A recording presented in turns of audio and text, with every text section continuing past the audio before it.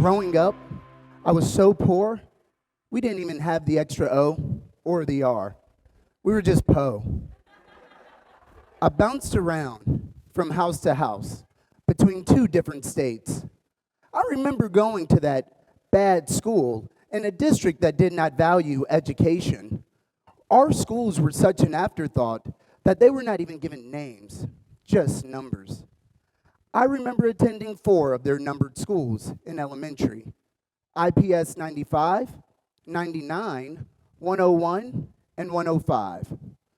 Besides not having names, the schools did have similarities: dark brick hallways with little motivation to excel. In this environment, it was hard to find academic success. Well, outside of the fact that the school provided us with 2 meals a day. As an educational leader, my belief is driven by my own journey. Although I've attended schools that did not value education, I had the opportunity to attend high schools where education was held in the highest regards, and quite honestly, they did not care about your situation or circumstance. Their expectation was that all students graduated and attended a university. Despite my struggles, like attending 4 different schools, or being evicted multiple times, or seeing my mother, God rest her soul, arrested, or seeing my sister, God rest her soul, pass away from leukemia.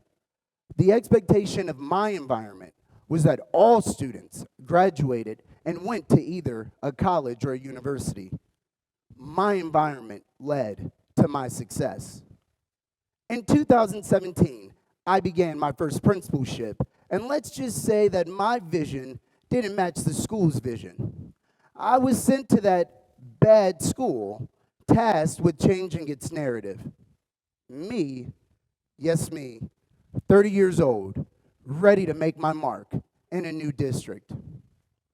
I remember attending my first summer leadership and walking in so proudly and being asked if I was the new principal at this bad school. And when I said yes, other leaders said things to me like, "Be careful over there, and we are praying for you." It reminded me of a scene from the movie Freedom Riders, where the new teacher wore her pearls on the first day, but was told by another teacher that she may not want to do that because she was not in the best area. Although I attended bad schools, I struggled with the concept of leading one. So I started by listing our issues. We were a Title I school, meaning over 70% of our students qualified for either free or reduced lunch. We only had a graduation rate of 67%, and we had over 3,000 disciplinary referrals ranging from drugs to sex to violence on campus. We even had a student murdered a few blocks away from our campus. All during this time, parents were choosing to send their students to a nearby charter or private school, and quite honestly, could you blame them? However, I struggled because on a daily basis, I saw amazing things happening within our walls. A beautiful, historic campus with a thriving visual and performing arts program and a loyal and dedicated staff. Our perception did not match our reality. I knew if we wanted to change the narrative of the school, it was important to add my belief to our vision. So we adjusted our vision statement to read, "Through our collective belief, skill, and will, each student will graduate with the skills necessary for success in either a college or a university, a career, or the military." Now armed with a renewed commitment for our students, it was time to begin changing the perception of our school. Entering year 2, we had successes to share. We were the first Cambridge Advanced International Certificate of Education school in our district, where our students had the opportunity to earn an international high school diploma alongside their standard high school diploma. Our school led the district in Algebra 1 for the first time in school history. And our school had just finalized a grant worth over $866,000 to revitalize our construction academy. So, I began sharing this positive news with anyone who would listen. Our local newspaper, our city's chamber and commission meetings, our local Rotarians. If there was a group of people that would allow me to speak, I was there. Our community began rallying behind our positivity because success breeds success. Year 3 began with a tweet from our media specialist. I challenge you to tweet the best part of your day every day. Let's focus on what brings us hashtag 180 days of joy. Challenge accepted. So I began with a tweet, a Facebook post, and an Instagram post. Day 1, the best part of my day was celebrating our staff with a smooth opening. Although we were not perfect, we have structures in place that will lead us to a great school year. Over the next 500 school days, we have acknowledged and celebrated our students, staff, and community through social media. Why? Because they deserve it. As a result of our daily celebration, our community wanted to continue to share in that success. Partnerships began forming for our students. Our city began rallying behind our school financially again. And most importantly, the recruitment of high-quality teachers became easier thanks to our positive environment. We were becoming a destination school. Now, don't get me wrong. We still had our challenges. We still faced attendance issues and perception issues, especially outside of our community. But the choice to focus on the good was intentional and a way to overcome the negativity. When you focus on the good gets better. And that's exactly what we did when our environment changed due to COVID.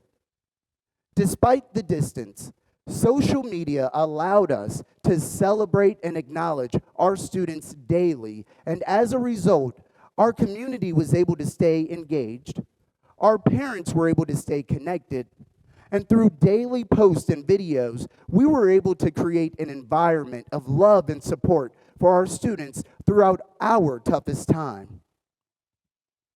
Since 2017, we have worked to change the perception at Leesburg High School. And as a result, we have changed our narrative. For example, we have increased our graduation rate by over 20% to now stand at an 87% graduation rate.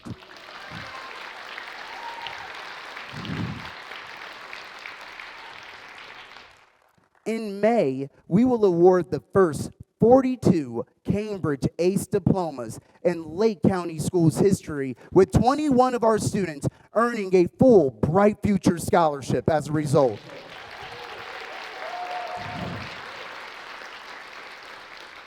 Last year, our Jacket family earned over 1,000 college credits through Cambridge, and this year, we are already on pace to earn over 2,000 college credits thanks to Cambridge. In May, our construction academy will complete our third Habitat for Humanity build within the great city of Leesburg. Thanks to our community partners, we have raised over $250,000 and opened programs like The Rock, which is so much more than a food and clothing pantry, but it is truly a place of refuge for our students to make sure that they have all of their needs met while in our care. And most importantly, we are on track to have less than 1,000 disciplinary referrals for the first time in school history.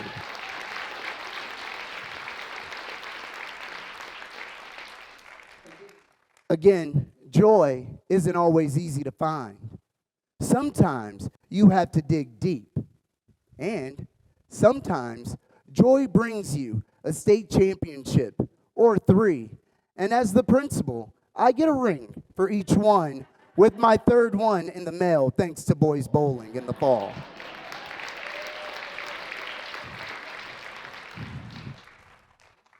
I know the feeling of attending a school without a name.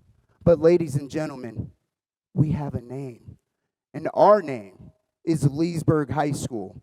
And through our collective belief, skill, and will, each Leesburg student will graduate with the skills necessary for success in either a college or a university, a career, or the military. By celebrating our students, staff, and community daily on social media, we have changed the perception of our school. And now, I challenge you to share your hashtag 180 Days of Joy. Why? Because your community deserves it too. Thank you.